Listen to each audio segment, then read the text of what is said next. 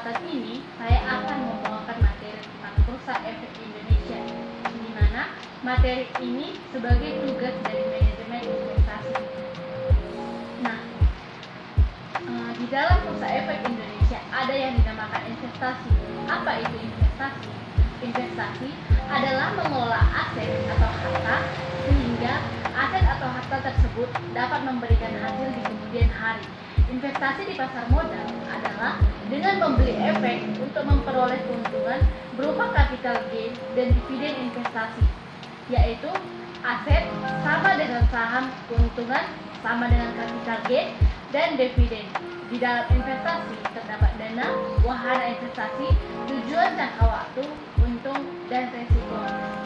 Kemudian, apa sih perbedaan dari menabung dan investasi? Yang pertama itu, di dalam investasi tujuannya itu untuk memperoleh keuntungan, sedangkan di dalam tujuan menabung itu adalah menyimpan. Yang kedua, perbedaannya yaitu di dalam investasi potensi resikonya ada, sedangkan di dalam menabung resikonya itu sangat kecil. Yang ketiga, jenis transaksi dalam investasi yaitu jual beli, sedangkan di dalam menabung jenis transaksinya adalah simpan pinjam.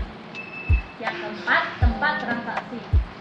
Transaksi investasi biasanya ada di pasar modal, sedangkan menabung ada di perbankan. Biasanya transaksi investasi itu ada di pasar modal. Apa itu transaksi di pasar modal? Apa sih arti dari pasar modal?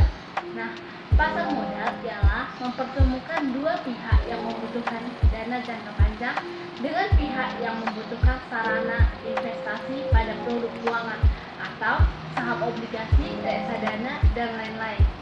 Perusahaan dan investor melakukan transaksi di dalam pasar modal, jadi mereka berinteraksi dalam pasar modal.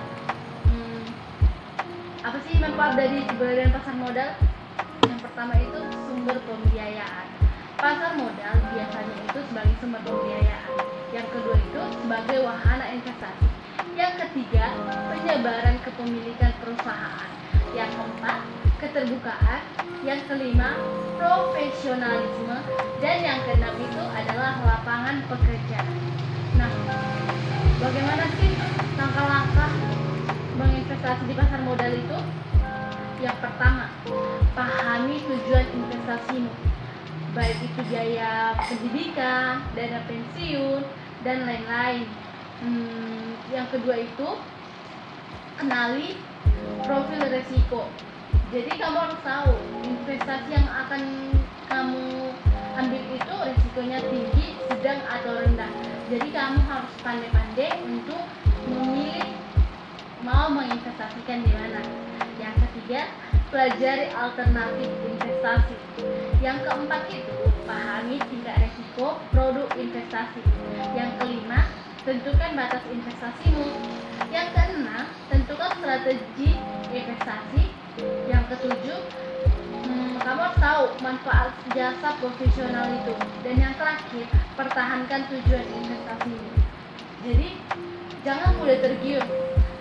Bisa saja mereka menawarkan, awalnya kamu mengambil tujuan investasi itu untuk pendidikan, lalu mereka menawarkan, udah pindahkan ke bagian ini aja gitu.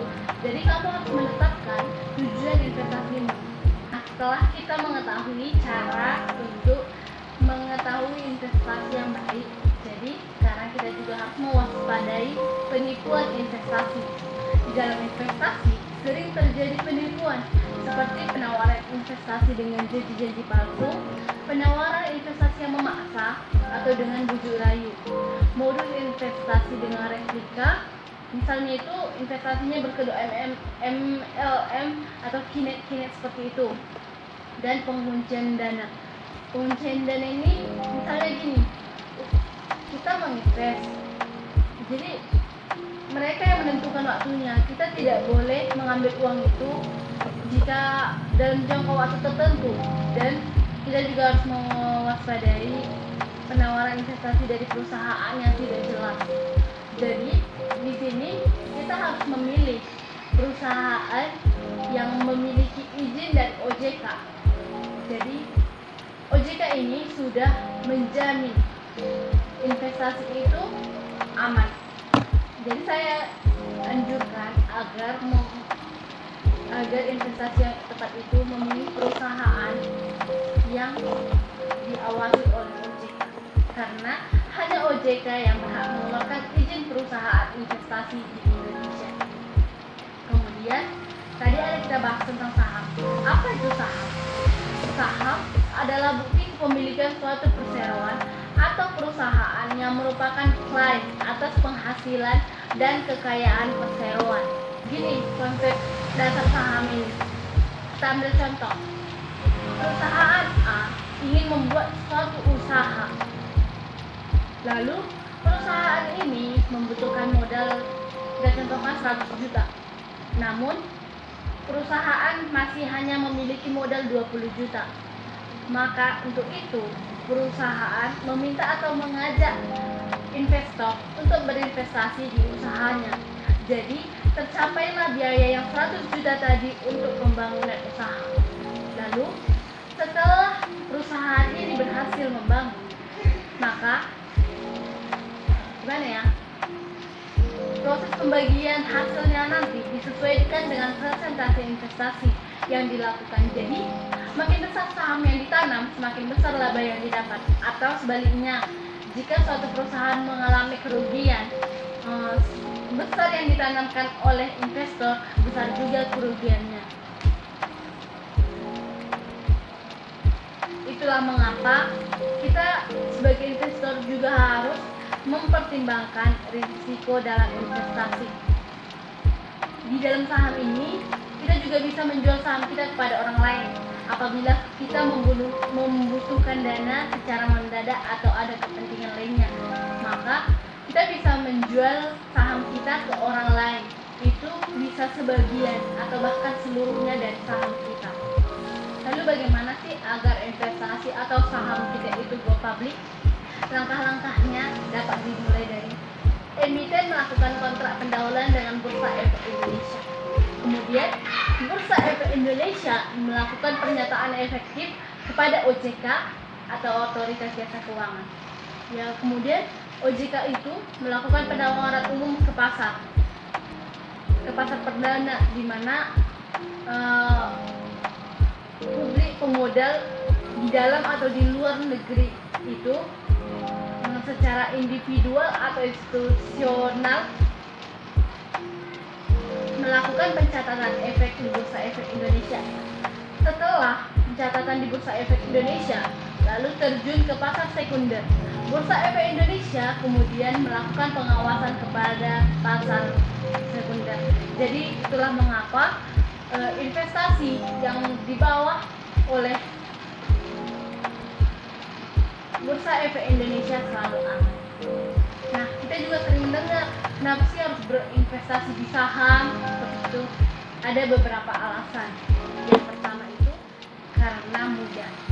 Artinya, banyak perusahaan dan manajer yang mau berinvestasi yang dapat merekomendasikan investasi, dan ada online trading sehingga kita tidak perlu mengetahui secara mendalam. Jadi kita nggak usah capek gitu. Kita nggak usah capek berpikir gimana sih saham ini, kita tidak perlu memikirkan ke sana.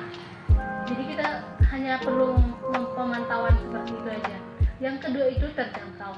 Artinya investasi saham bisa dimulai dari 100.000 per bulan. Bahkan sekarang ada yang bisa dimulai dari 10.000. Contohnya itu seperti bibit ya, salah satu investasi online juga, tapi sudah di bawah atau diawasi oleh OJK. Yang ketiga itu menguntungkan, artinya investasi secara berkala dengan orientasi jangka panjang, sehingga investasi di pasar modal itu bukan judi dan tidak memiliki resiko yang terlalu tinggi. Selain saham, di investasi juga dikenal obligasi. Nah, apa sih obligasi? Obligasi adalah surat utang jangka menengah panjang.